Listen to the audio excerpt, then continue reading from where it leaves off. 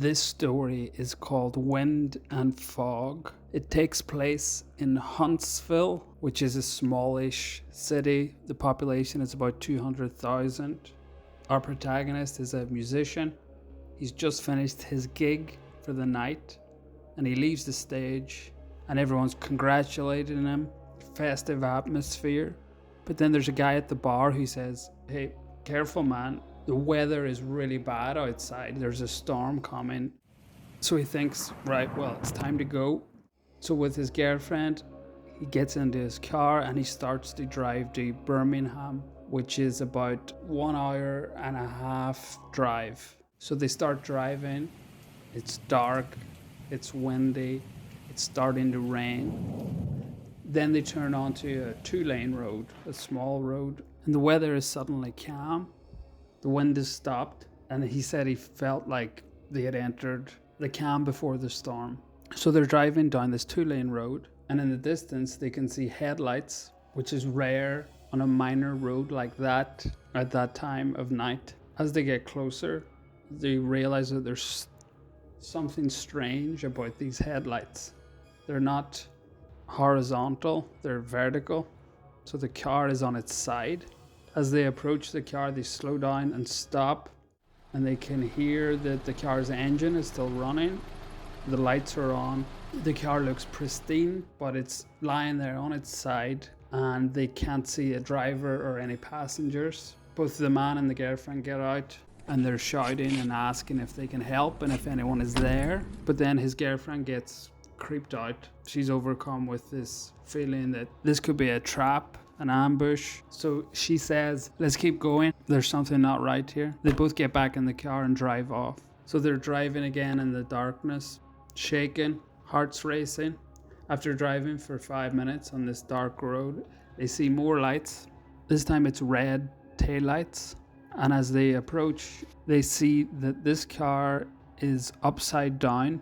So it's lying on its roof. Again, they stop and have a look and see if there's anyone there. There's nothing. So that's the second car they've seen like that. They both have this feeling that there's something very wrong here. So they speed off. And then after 15 minutes of driving, this is what happens. Well, way up ahead, I noticed something in the road. And it looked like the road was covered in like white-colored gravel, like hailstones. And the closer we got to it, I realized that these hailstones were moving. And they were as far as the eye could see in all directions. To find out what they are, you'll have to listen to the episode.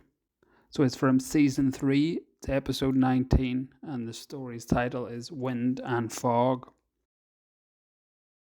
The next one is Pally Lookout, season 7, episode 7.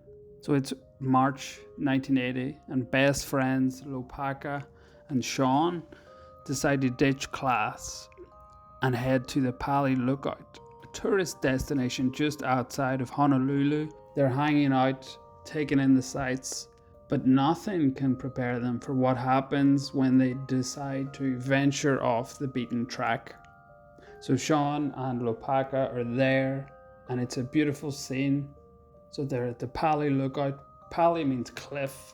So they have an expanse of sea below them, mountains and clouds above them, and they're enjoying the scene and the view. And then they see that there's a path leading down the cliff, and they decide to follow it. It's windy. They can smell the ginger plants and see the wind blowing the grass. And then Lopaka said that suddenly it was like all the sound was muted. There's no wind. They can see the plants moving and the grass moving, but there's no sound. There's no sound of waves crashing below. There's just a hush. And then they hear a girl's voice calling Sean's name. They look, but there's no one else around. Then it began shouting his name in like rapid succession. The voice went crazy. It sounds like someone who's just absolutely unhinged.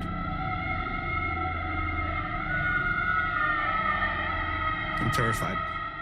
There's great audio design in this episode. It was so scary, I actually had to stop the episode while I was listening, steel myself, and then go back to it. This story is called Cliffhanger. It's from season 6, episode 4.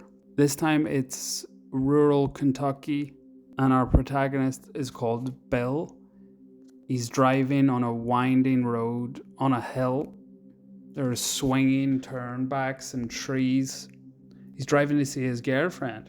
So he's in a contented daydream as the car winds down the road.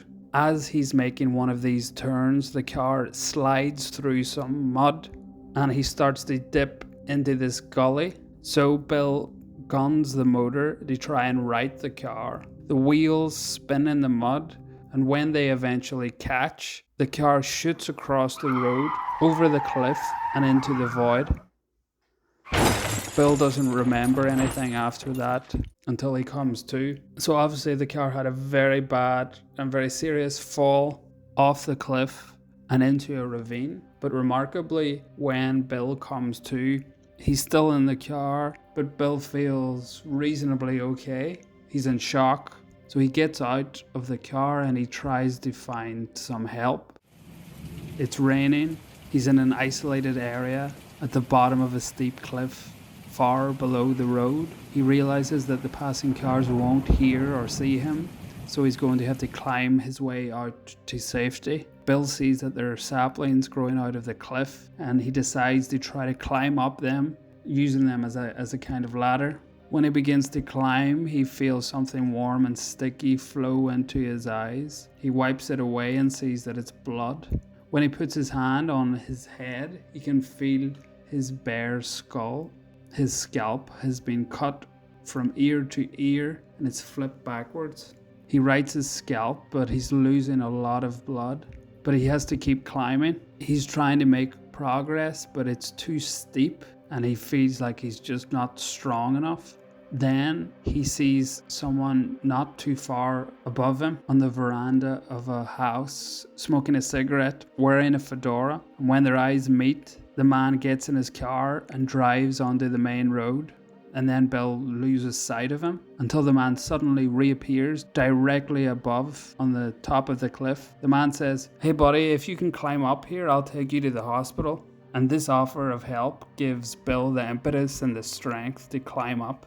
He actually manages it all the way to the top of the cliff. The man helps him into his car, gives him an old jacket and says, "Wrap this around your head real tight." Bill does so and the man drives him to the hospital in Paintsville. When they arrive, the man says, "I can't get out of the car." Bill says, "It's okay, I can make it." It was only a few steps into the hospital. And there, a doctor sewed him up and saved his life. 55 stitches across the top of his head. Bill was in hospital for 3 days. And after he got out, his father said, "Let's take a drive out to the accident scene. We'll find that man that helped you and we can thank him." They find the site of the accident alright and they can see the house, but the driveway is totally overgrown and the house itself looks abandoned. Bill can't make any sense of it. So I asked, my girlfriend's mom and dad and other people that lived around there, who is this guy? They said nobody has lived in that old house for a long time. So whoever he was, he doesn't live there.